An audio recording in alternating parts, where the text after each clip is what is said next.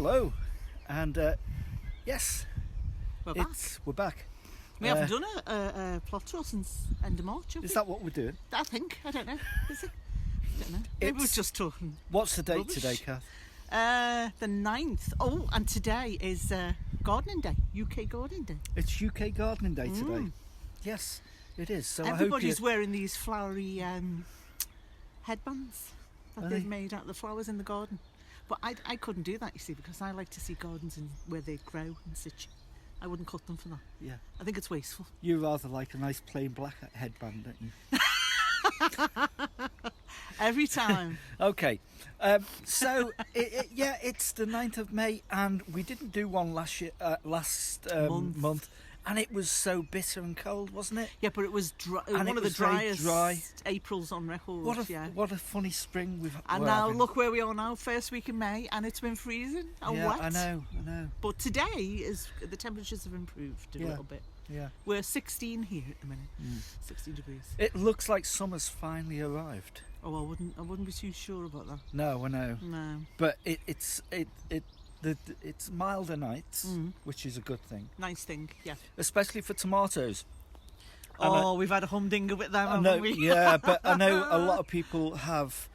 A lot of people have had them die and all kinds. Yes, people have lost them. They've walked off in disgust. Yeah, they've overheated in greenhouses during the day because the temperature's been so warm. And especially if you don't have an automatic vent, then you're buggered. Yeah. Yeah. So you can't get down there. So there's been a lot of problems with that. Things like peppers as well. I don't know if your house is like ours, but we're just overrun with seedlings and things that should have been planted out weeks ago, and they're all stacking up now because you need to go somewhere. The season's been so delayed, and we've still got daffodils flowering in May, and tulips and great hyacinths, which is very unusual. Yeah. But one of the thing about the cold weather is that them flowers do last a bit longer, so we get longer life out of them, don't we? So it's been, like you say, it's been a funny old month. We hope we're back on track now. Yeah. And we're growing quite a bit, though, for this time of year. Yeah. There's our friendly crow there. Oh, you see him? Do you want to have a look at him over there? Zoom in on him? Not just at the moment. I might do. I think what we need to do is we need to show you around. Would you like to have a look around our plot? Would you like to see what we're growing? Do you want to take the peeps on a tour? No, I'm not going to take them on a tour. I think He's here, look. Yeah, I know. Okay, I'm going to flip you over to that and we'll go on a tour. Okay. Here he is. So we're going to start here in more or less in the centre of our plot, which is a little raised bed here, and this has been our winter salad greens, hasn't it? We've had great crops all over winter from these giant red mustard, haven't we? And giant red mustard, green in snow. We've had lots of red streaks. I mean, they've been a profusion right through the winter months. We've now lifted the enviromesh, haven't we? So we're just getting what's left of the crops. Yeah. And we've had tons in the greenhouse as well. So yeah, brilliant to grow. And wild rocket. Yeah, the rocket's been eaten by pigeons. The rocket has, yeah. Because we didn't cover it, did we? Well, we just took the covering off. Well, you decided to take it off, didn't you? Well, I did, because, we just had it was all starting to go to seed, basically. So it doesn't really matter too much. The problem is the hot days has sent it. Yeah. But I think all over the winter months we've had tons of salads, so we can't really complain, can we? No. And next to it is, I think they're Zabroon. Onions. Yeah. No, shallot. Oh, are these shallots? We've got in there. Yeah. No, we've got Zabroon shallot, but... Yeah, it's shallots. Yeah. So that's a bed of shallots, isn't it? What's that label say there? I think we've got... Let's see. No, I think we changed it, and Elsa Craig. Elsa Craig. Yeah, because they're not shallot looking. Well, they are, because they're only from seed. Yeah, true. Yeah, so we possibly have then. Yeah. Probably Shallots here and Elsa Craig makes up the rest, no doubt. Because we were running out of space, weren't we? And these beds here, they're just prepared for runner beans and stuff, are they? Yeah, they're ready for runner beans and dwarf French beans. Yeah. In both of those, so they're waiting to be planted up. Right. And behind you,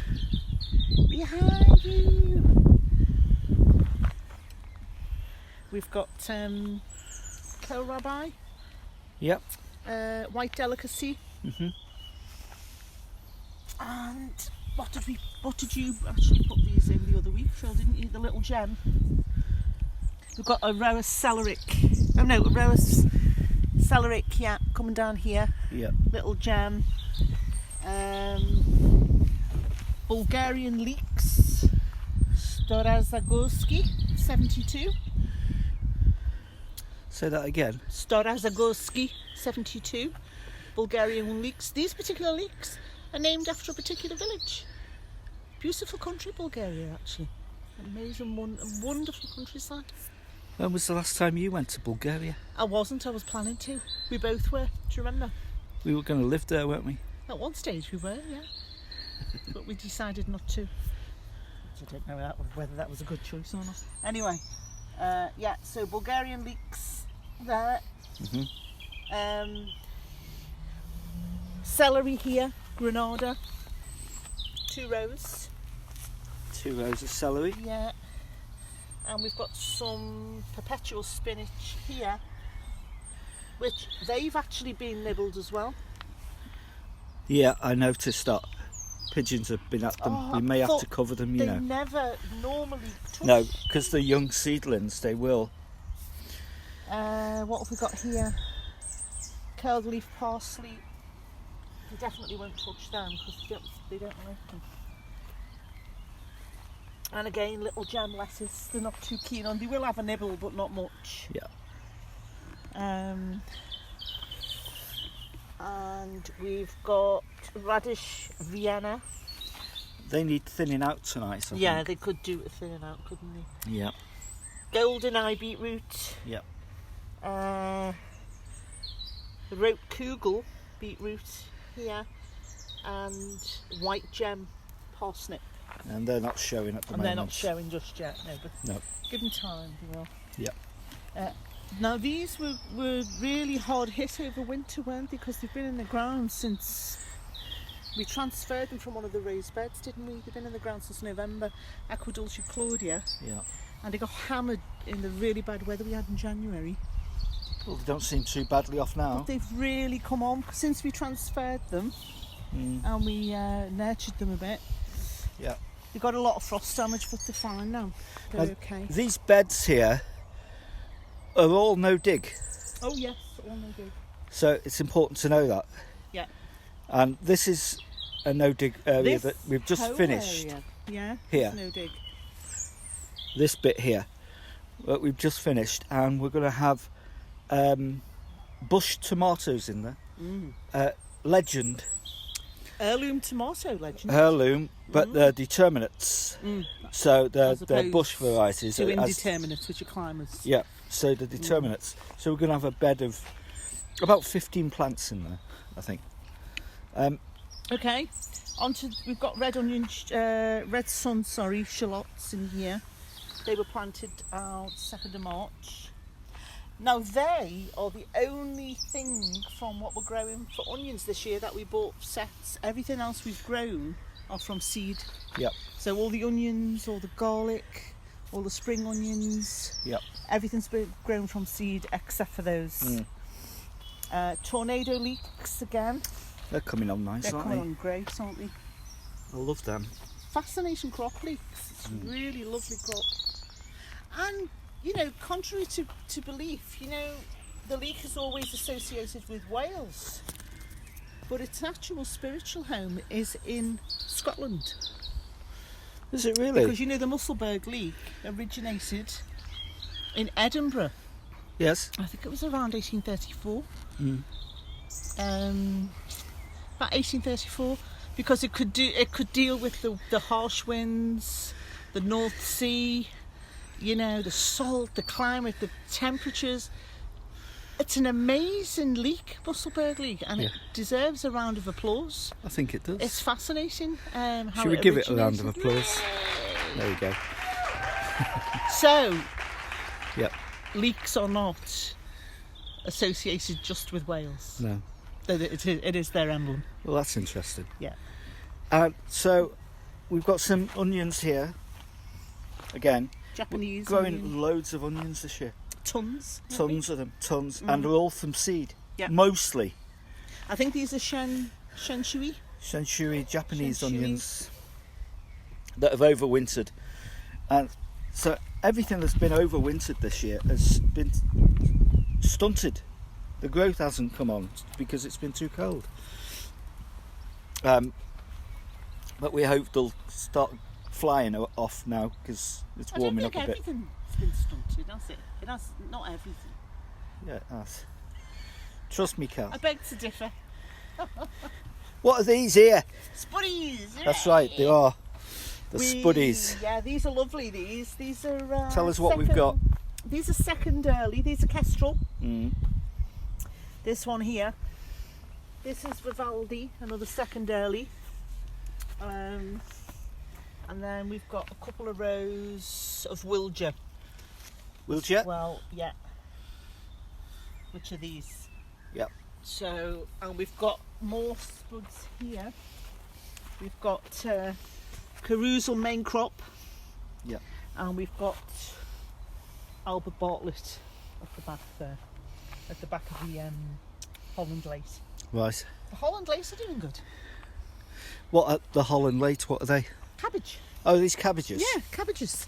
Oh, yes, of course. We're growing two types this year, Holland Late and Durham Early. Yeah. And These we've are got the a Holland bit of Late. kale here, Black Magic, this one. Yeah. But these are the Holland Late. Yeah. In a rabbit cage. In a rabbit cage which we rescued and upcycled from someone's skip. We did. So, what's the plan for this? Okay, this is another no-dig bed. This one here. And I think, are we going to put sweet corn in here? I thought we were going to go for sweet corn on that one. Which one? The far one. Behind the strawberries over there. Oh yeah, we'll go over when we there. revamp that, because we're in the middle of revamping that, aren't we? We are. So I don't know. I mean, it's either or really. Go there if you want. Mm. Now tell us a bit about today's project there, Phil. Well, we've been doing stuff at the back, haven't we? Mm. What are you trying to take the camera off me for, Kath?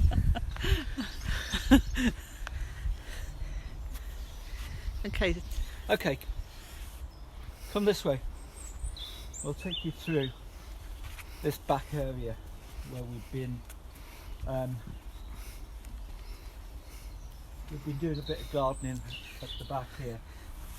And, It's like digging for victory for call England. It's like being in the trenches in World War One. this is our rest in peace bed.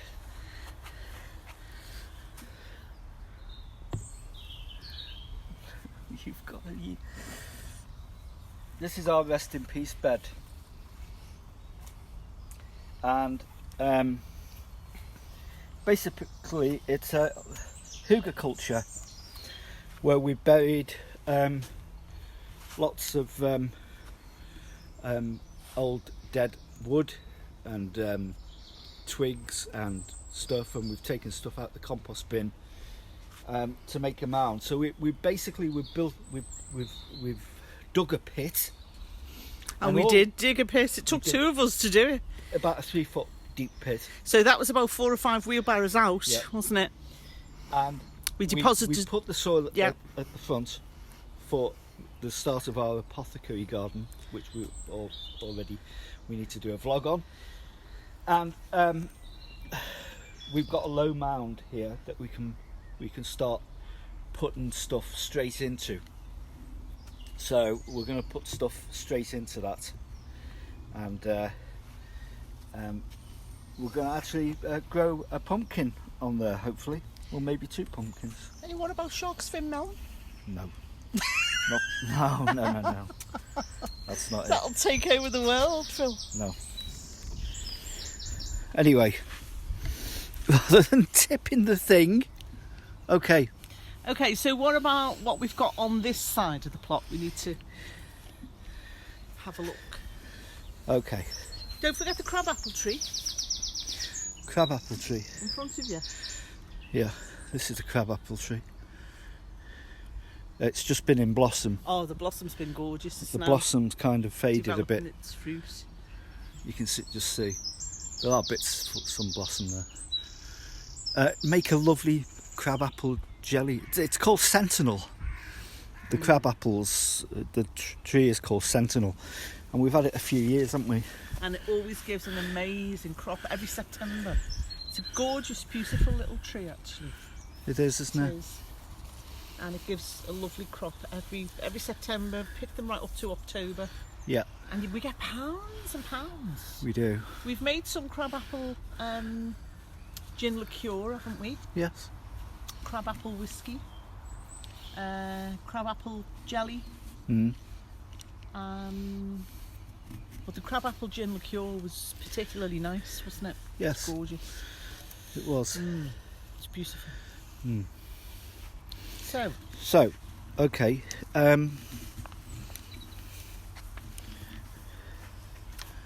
No dig. 2 areas here of no dig. Another no dig bed, which we're basically, if you don't know how to do no dig, it's basically cardboard straight onto the bed, onto it can be grass or anything in it. Then we put horse manure on top of that, and then we top it with a bag of supermarket bought compost, don't we? If we've got enough, our own. Or our own compost, yeah. Which we've done with a lot of them, actually, except for that one. So 2 no dig areas here, which we've had to create because we're growing so much this year that we just need more space. I mean, it's only the beginning of May and we're just struggling for places to put stuff, aren't we? So I don't know what we're putting in these yet, do you? We haven't decided, have we? No, but there's so many things that can go in them. There's dwarf French beans that we've just sown today, and but they'll go at the top, won't they? With next to the runner beans. Dwarf French beans? I think so. No, I don't think so. Okay. I think we'll probably put them in here or somewhere. They won't go with the runner beans. So what are we? Oh, we just put. So what are we putting next to the runner beans then? I don't know. I thought it was dwarf French beans. Why would we put dwarf French beans in there next to runner beans? Just carry on, will you? Chamomile. What's this, Kath? Chamomile. Oh. Makes a great tea. And it's already starting to come into flower. Yes. Lovely flowers. You can actually use the flowers and all parts of the plant in tea. You can dry it either in, if you've got a drying oven or you've got any form of drying facility, and or leave it in the sun to dry. Or you can use it fresh as well. Fresh after cutting it, makes a lovely tea in a nice pot. Lovely. Yeah. Yeah. Okay. So what else? So let's just talk about this bed. This is primarily done as an allium bed, but it's got a few other things in. This bed here. So what have we got here? We've got Barletta here, or 60 Barletta. So rather than just running through each one that we've got, maybe we should just put them on screen and say maybe the different types of onions we've got growing here. Because there's spring onions in here. There's more Japanese bunching onions. There's chives. There's more shallots. Yeah. There's more onions.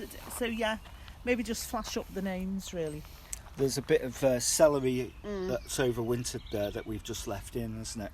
What have we got over here? Row of chives going along there, and there's some Paris silver skin at the end. I thought you said we were going to flash them up. Yeah, we are. All right, then I'm not going to talk about them anymore. Phil, what have we got here? Remind me. Is this That's lamb's lettuce. Lamb's lettuce. That's actually going to seed, so Yeah. that will need picking shortly. And there's some perpetual spinach there as well. Yeah. But you can see the beds are really filling up. Yeah, but come and look at these. These are looking pretty good. This is interesting.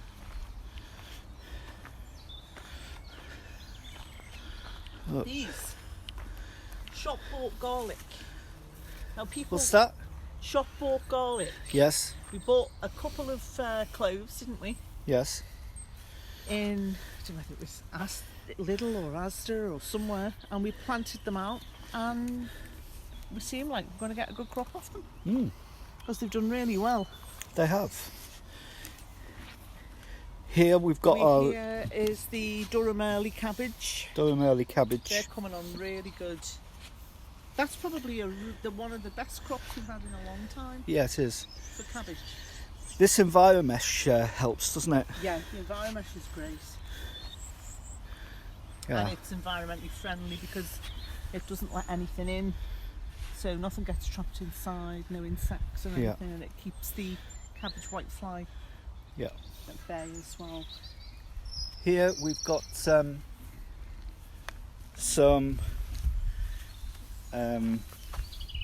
turnips. 2 rows of turnips coming up there. We've got some sweet peas as well. Sweet peas growing here. Oops.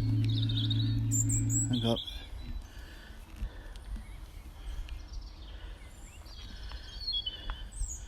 Sweet peas here. And here. And some ordinary peas here. Okay, we're in the greenhouse and we've still got stuff to go out here. There's some we've got some kohlrabi,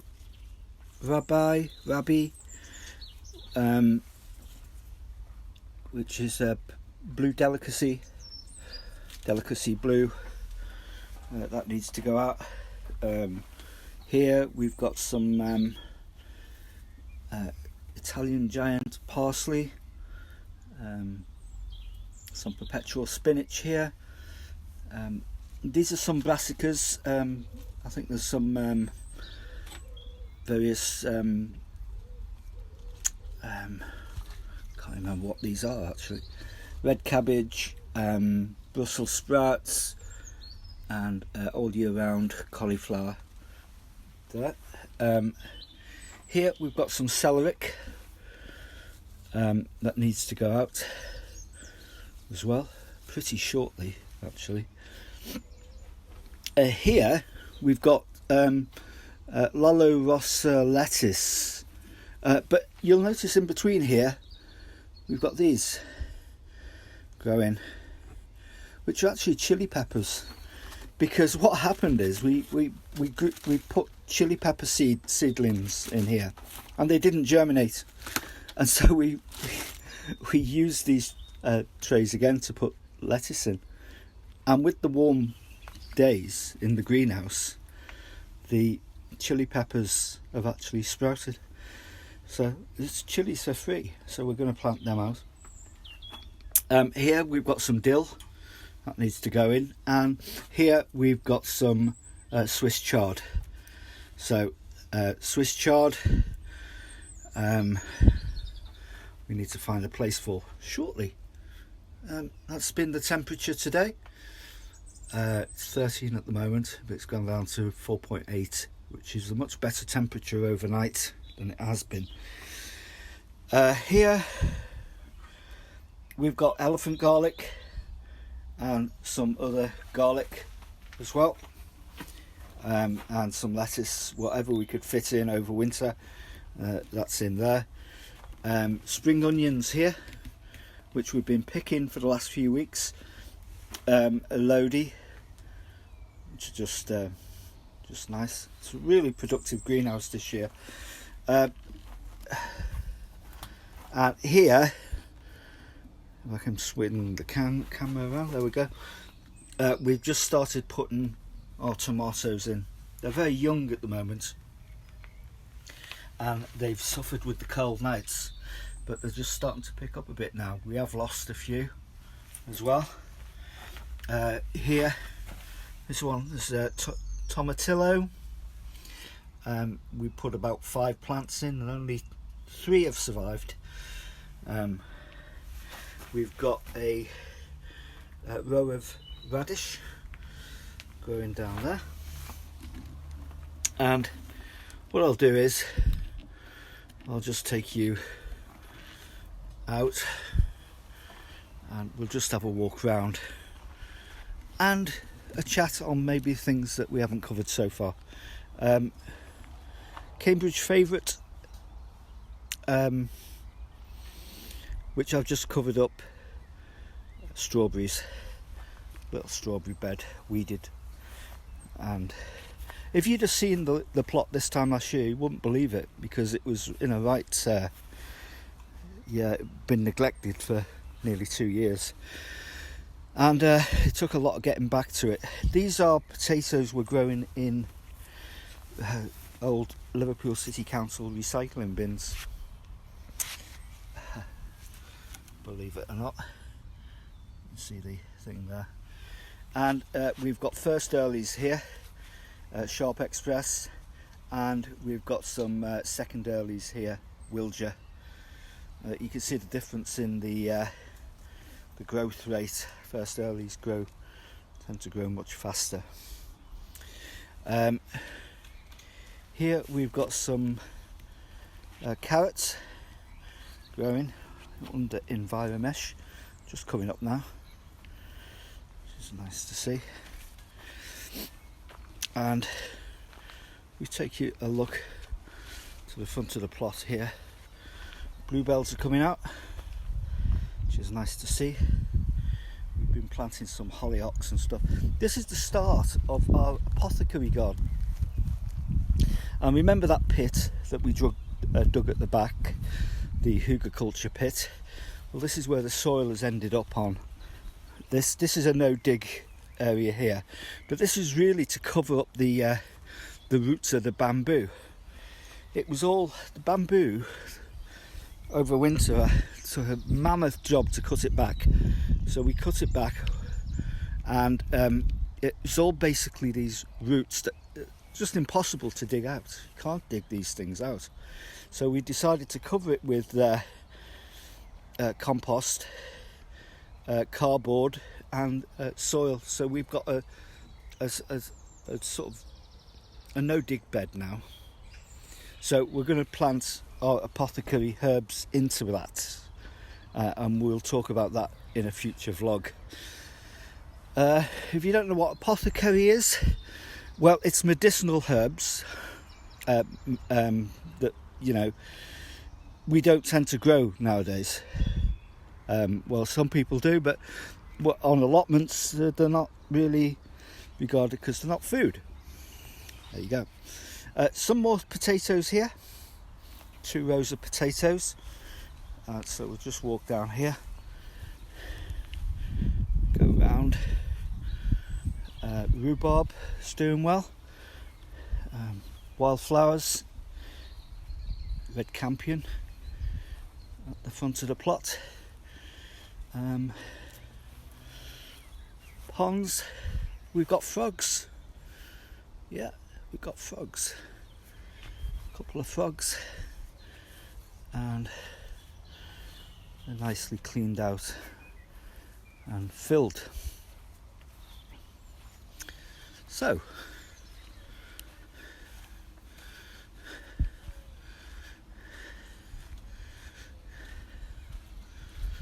Catherine's doing a bit of work down here. What are you up to?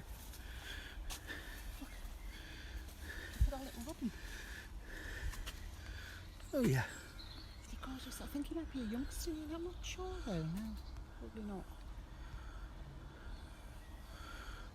Yeah.